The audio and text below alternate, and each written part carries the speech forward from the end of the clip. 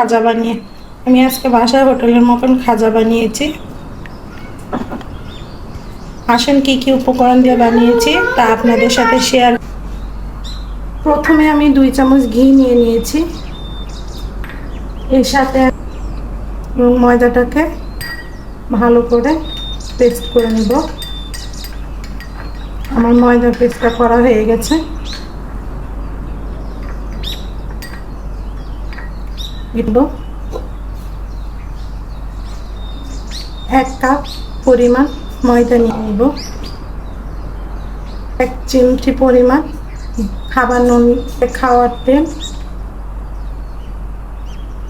ছোট চামচের 2 চামচ অ্যাড করব।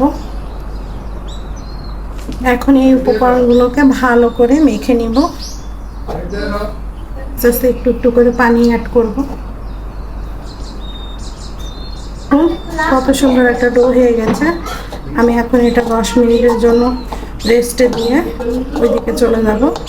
রেস্টে দেওয়ার আগে আমি একটু তেল এটাতে লাগিয়ে ফেলে যাব। নিয়েছিলাম ওই কাপ দিয়ে আধা কাপ চিনি নিয়ে নিলাম। পাতিল গরম করতে দিয়েছিলাম, পাতিলে দিয়ে দিলাম চিনি। 1 কাপ পানি দিয়ে দিলাম। এখন আমি একটা শিরা বানাবো। তবে চিনিটা আমি সাইডটা হালকা লাল লাল করে নিয়েছিলাম। আমি পাতলা না, চিটচিটে এক ধরনের শিরা তৈরি করব। দেখেন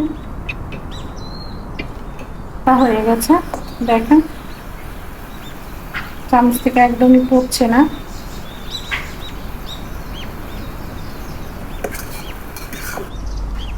দশ মিনিট হয়ে গেছে। দেখেন ডোটা। এখন আমি এটাকে ছোট ছোট করে নিব।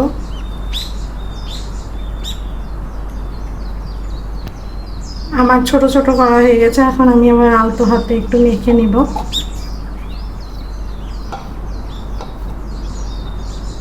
এখন আমি রুটির জন্য এটাকে প্রস্তুত করে নিব।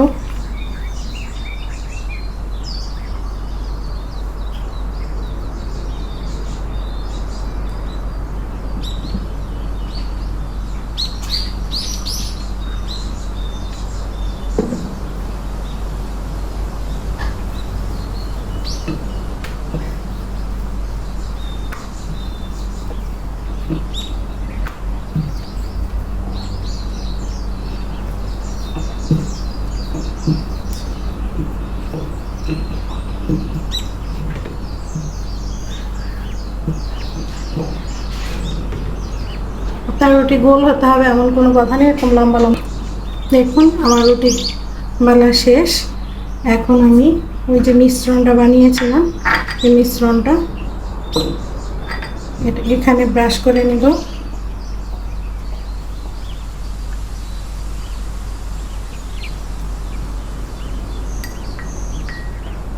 মিশ্রণটা লাগানোর পরে আমি একটু ময়দা নিব, ময়দাটা এইভাবে ছিটিয়ে দিব।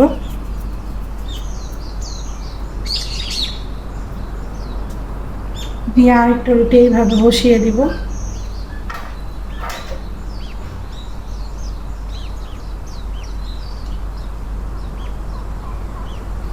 এই ভাজের উপরে আবার মিশ্রণটা নিব।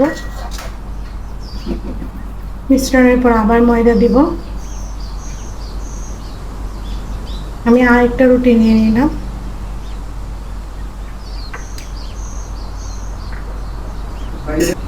আপনাদেরকে বলা হয়নি, এই মিশ্রণটা ঘিয়ের পরিবর্তে আপনারা চাইলে সয়াবিন তেল দিয়েও করতে পারবেন।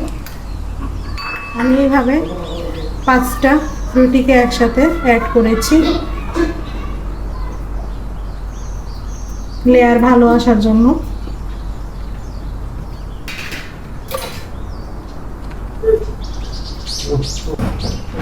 আমার রুটি বানানো শেষ। এখন সবগুলো এইভাবে একটু চেপে চেপে বলে নিব। দেখুন এভাবে একটু বলে নিবেন। এখন আমি এগুলোকে ছোট ছোট করে কেটে নিব।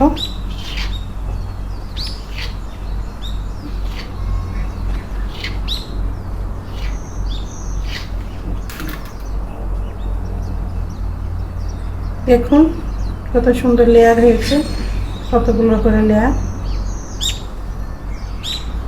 আমি সবগুলো লেয়ার দেখুন কত সুন্দর লেয়ার হয়েছে। আমি এগুলোকে এখন একটা আমি হালকাভাবে চেপে চেপে হালকা চাপ দিয়ে আর কি একটু লম্বা লম্বা করে নেব।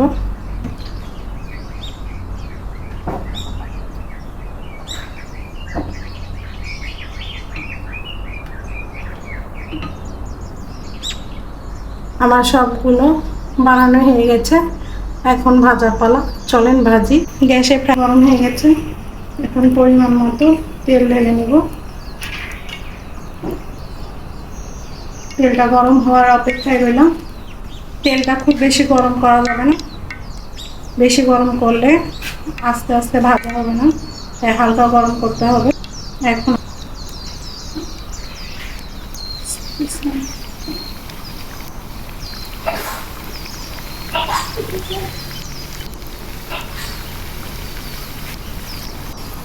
দেখেন কিভাবে ফুলে ফুলে উঠতেছে।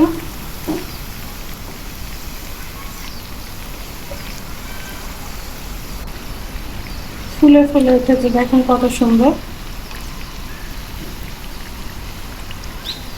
এটা আমি খুবই হালকা আছে ভাজছি, এটা অনেক হালকা আছে ভাজতে হবে, তা না হলে পুড়ে যাবে। ভাজা হয়ে গেছে, এখন এগুলো শিরাতে দিব। শিরাটা হালকা গরম থাকা লাগবে, তাহলে শিরাটা ভালো ঢুকবে ভিতরে। এগুলো এখন আমি শিরায় দেবো। দেখেন কি পরিমাণে ফোলা ফুলছে। আমার এই রেসিপি যদি আপনাদের ভালো লাগে তাহলে অবশ্যই একটি কমেন্ট করবেন, শেয়ার দিবেন এবং আমার চ্যানেলটাকে সাবস্ক্রাইব করবেন। পাশে থাকা বেল আইকনটি অন করে রাখবেন, আমাকে সামনে এগিয়ে যাওয়ার উৎসাহ দিবে। ধন্যবাদ।